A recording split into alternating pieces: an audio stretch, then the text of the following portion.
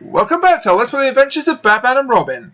Last time we chased Catwoman high over the rooftops of Gotham before returning her pet Isis to her, right before throwing her in jail, which I'm sure she'll make us for later on. But right now, we open up with a cutscene that introduces two characters from the animated series. The first, as you can see, is the villain for this episode, more on him later. The second is this lady, Summer Gleason.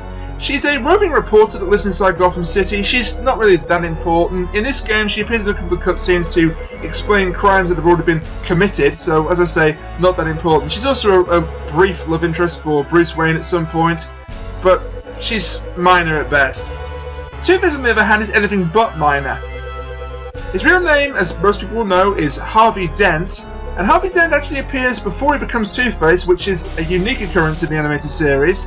He's Batman's friend and Gotham's star district attorney, until there's a nasty accident with some chemicals perpetrated by a vicious gangster, and he then becomes overtaken by his dark side and becomes the villain known as Two-Face. Now, having been an action platform up to this point, the game decides to throw us a curveball in the form of this driving stage. As you can see, we're behind the wheel of the Batmobile chasing down Two-Face and his goons. B accelerates, Y fires the guns on the front of your vehicle, and A uses the handbrake. Simple controls, but this stage is anything but simple. It looks kind of easy, doesn't it? Just manoeuvring between various cars and making the occasional turn. Well, let me tell you, this stage is far harder than it looks. In fact, it's easily, for me, the worst stage in the entire game. Take these turns, for example. The only way you're going to clear them is if you take your finger off the accelerator for a brief second and then make an extremely sharp turn. Try and take the turn at full speed, you'll crash into the curb. And you'll notice that there is a time limit. That time limit is deceptively strict. Make more than one screw up per run, and you're probably not going to finish this part of the level in time. Heck, what am I saying probably for? You will not finish this part of the level in time. You can also shoot the cars here to make them explode and get them out of your way that way, but honestly, it's easy to just maneuver your way past them rather than to blow them up. And look at that! I barely put a foot wrong there, and I still only made it by 2 seconds. That time limit is just ridiculous. Once Two-Face shows up, in a mustard yellow convertible of all things, whoever thought that was a good getaway vehicle needs their head examining.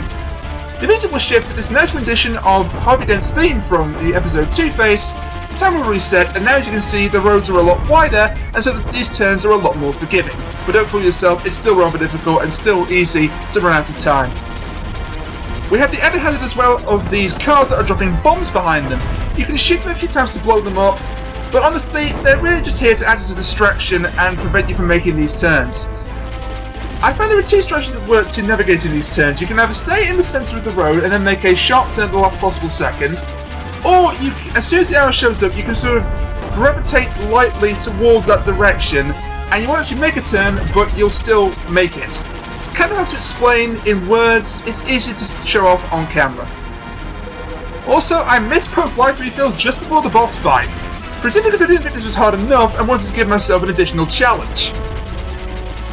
Two-Face has two attacks.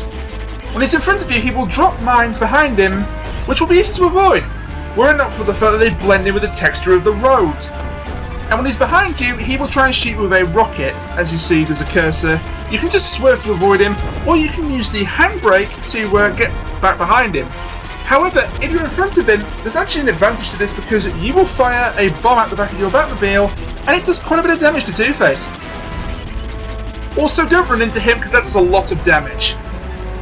Now, while I hate this level, I actually think this is rather a cool boss fight. What I don't like is the way that Two-Face is represented in this game. In the animated series, he comes across as a very eloquent, intelligent villain, but in this game he has one line of dialogue repeated twice, and it honestly sounds more like something the leader of that hill mob from Wacky Races would say. Hell, he shows more personality in his game over quotation than in the entirety of this level. Once he's almost dead, he'll start throwing bombs at a consistent rate, and that's it. His car explodes, Two-Face's history, Batman Forever never happened, let us never speak of this level again. Thankfully the game picks right up again on the next stage, so join me next time to find out what it is and which villain we'll be facing next. Until then, bye for now.